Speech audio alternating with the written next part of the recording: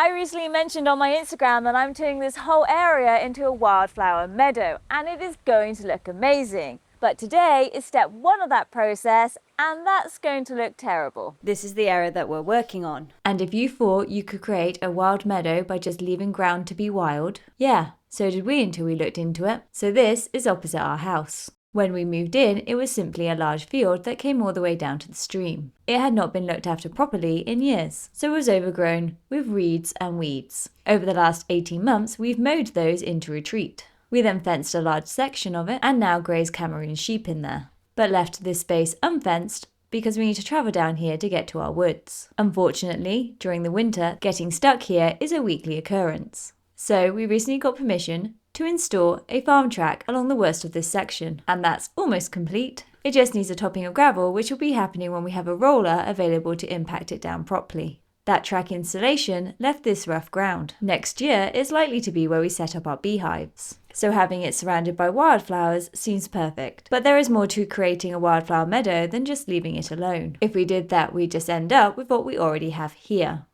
This is the wildlife corridor that we left between our sheep fence and our actual border. It's similar to the situation along the drainage ditch beneath the sheep field. Basically, the grass is allowed to grow long and tall, which is great for nesting birds and small animals because it only gets cut back late in the year, and a section is always left for animals to shelter over winter. But it's still mostly grass and not particularly interesting to look at. So here's the process. Number 1, the existing green stuff, mostly weeds, it needs to go. We don't like using chemicals and this would be too close to the river anyway, and burning them was fun for 2 minutes and then we realised completely impractical. So we're going with a complete blackout.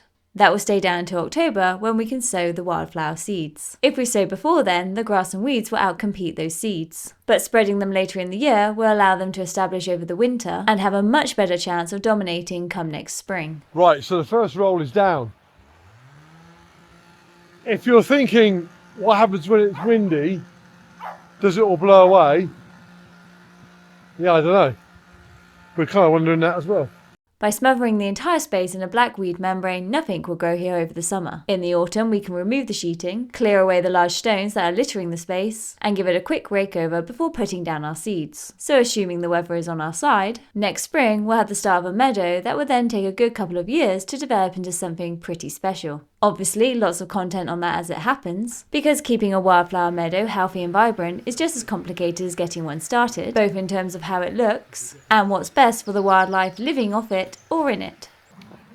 The trouble here, the ground is really quite stony, so you have to basically bang it in a hole a few times until you find the right one, which is a metaphor for life.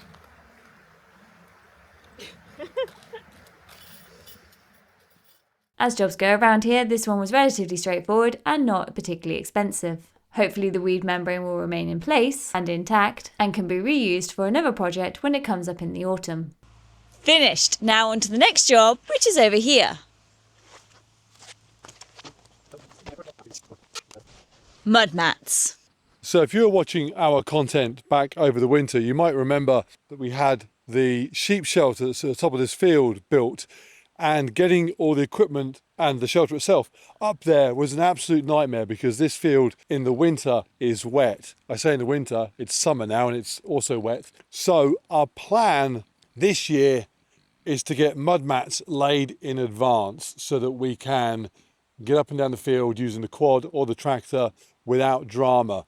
At least that's the theory, so we cracked on. And if you're wondering why I drove the quad and Jen laid down the mats, it's because both of us are capable of putting mats on the floor, but only one of us is capable of driving the quad uphill with absolutely zero risk of it rolling backwards and killing the person standing behind it. And if you're also wondering what that ditch is, it's a ditch. Water rushes down this field in winter and most of it ends up in this ditch which feeds underground to the stream. But the gateway has no ditch, so this has gone in and will direct water the right way.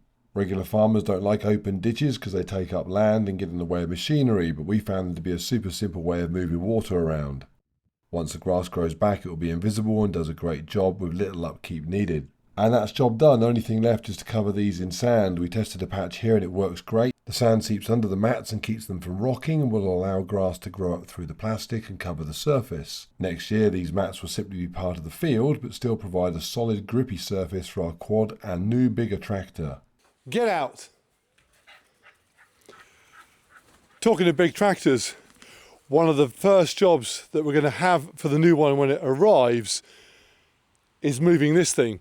This is the stable that we built up here over the winter, made by Hunter Stables, and it is absolutely amazing. These are probably the luckiest sheep anywhere to have this to live in. The problem with it is that because the ground's quite wet, after about 5 or 6 weeks of being up, it starts to get a bit messy inside it. The solution, incredibly straightforward. The thing is running on metal skids. So we simply tie a couple of ropes to either skid and we drag it 20 foot that way to nice dry ground. And then 6 weeks later, we drag it another 20 foot and so on. So they've permanently got nice ground inside the stable, and the ground that has been made muddy gets a chance to rest and recover in the meantime. That's the theory. The problem is our tractor is a little bit too underpowered to move this. In fact, we tried attaching the quad and the tractor to it and it didn't want to play. I'm pretty convinced the new tractor is going to pull this like,